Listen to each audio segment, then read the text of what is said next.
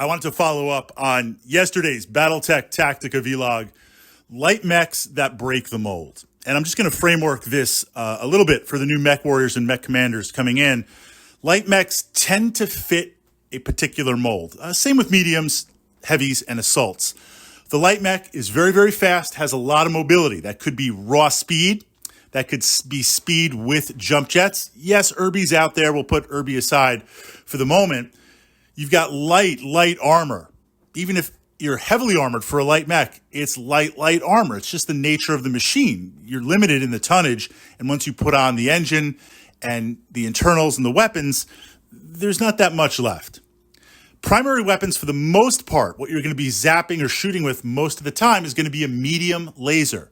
And then for close-in work or secondary, some machine guns, small lasers, SRM 2-packs. Then you've got these machines that break that. They do the exact opposite. And you tend to see weapon systems that are mounted on mediums or heavies on a light mech. Hey, in the quest to sell battle mechs, if you do something different, you've got an open market. So now we've got that framework. We're going to look at the Valkyrie. This is a machine that I regularly play. I want to encourage you to pick up a Valk miniature and add it to your collection, your lance. It's got some interesting aspects to it. So we see a light mech that's got good speed, good mobility, and it mounts with enough reloads for the game, considering the package, an LRM 10-pack. A 10-pack. Some light mechs, like the Thorn, you'll see a 5-pack just to kind of skirmish with. Certainly heavies and assaults will have 15 packs. Dedicated LRM boats like the Archer or the Longbow are going to have those 20 packs. A 10-pack, it's got some bite. It's right there in the middle. So to mount this on a light mech opens up some very, very interesting tactical possibilities. So we're going to play this machine like a light mech, but with some additional tactica. And if you can pull that off, it really kind of pays on the table. And we'll talk about battle value in a moment.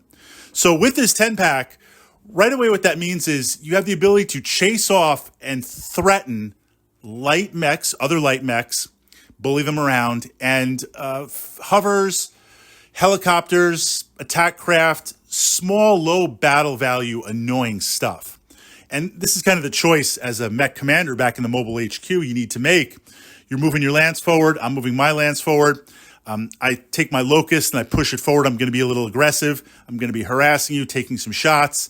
I'm going to be pressing for side or rear, side armor on vehicles, rear armor on a mech. What do? Yeah, you could pull off your Wolverine and chase after me, but that's not proportionate battle value.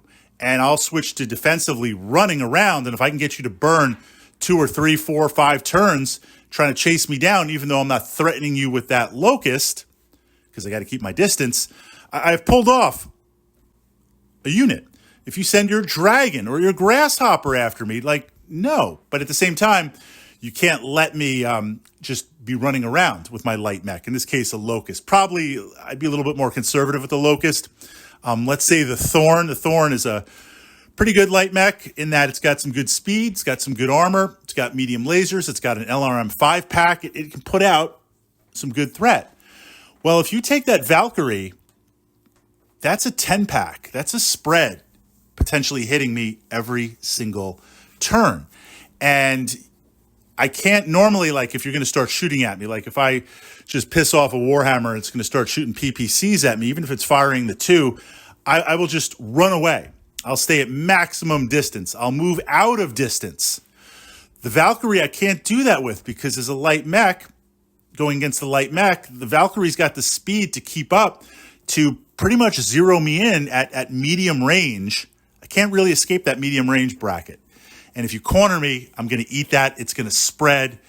It's going to bully, drive off, or hunt light mechs. So for a low battle value buy-in going against light mechs and vehicles, my mediums, my heavies, my assaults, they can stay on target. Second, you've got an interesting kind of what-if indirect fire platform. Now, indirect fire is with long-range missiles where you can fire without the target. You have a spotter, another unit that is able to kind of coordinate and say, hey, here's what it is. And there's modifiers that make it a little more hard to hit.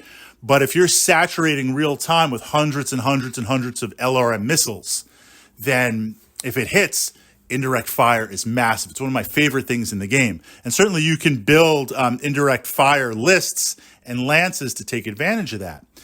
The Valkyrie on a light mech builds in the option. Now it's not ever gold. It's not auto win because it's only an LRM 10 pack and it's only one. But the fact that this is on a light mech for mobility, massive battle value buy-in for a little cost, that Valkyrie can serve as a very mobile and fast LRM indirect fire platform. As your lance advances, it can act as a spotter, the lance can, and then that Valkyrie can put down the indirect fire. It works very, very good. Next would be kind of just as a harasser, just to run around, and you've got the long range of that LRM pack, and just kind of keep your opponent a little bit off their toes. If they've got some backfield vehicles, if I can get the Valkyrie back there with the speed and the mobility, fire off that pack. If I hit, it spreads, possibly some multiple motive hits or different areas for that. Just laying down some LRM fire, not really having a plan. Let's just see how my opponent reacts. Let's just see what they do and how they do it. And then finally, as a team member, a lance member advancing, 10 pack's got some bite that you can lay down some firepower on your way in. And then it can pull back a little bit and continue to lay that pressure down. So it really breaks the mold as a light mech for a low battle value buy-in. Now, there's other machines that do this type of stuff. They mount like the Panther with a PPC, the Hussar with a large laser and incredible speed to match that, almost like guaranteed rear armor. But with the Valkyrie and these type of mechs, what you see is in larger battle value games, they tend to diminish in capacity because just there's enough other stuff on the table to counter, to soak, to focus on attention. But in lower battle value games, and I say lower not as a criticism, you could play Battletech with any amount of battle value. But if we're limited in what we can take, your opponent is not going to have a potential counter for it. And the ability to hit 2 or 3 specialized, unique tactica that you can pull off, that's going to be harder for your opponent to counter and harder for your opponent to effectively deal with. The Valkyrie is a very, very interesting light mech. I'll leave that for the mech tech heads. Somehow they packed in that 10 pack without really sacrificing a ton of other stuff, still preserving that integrity of a light machine.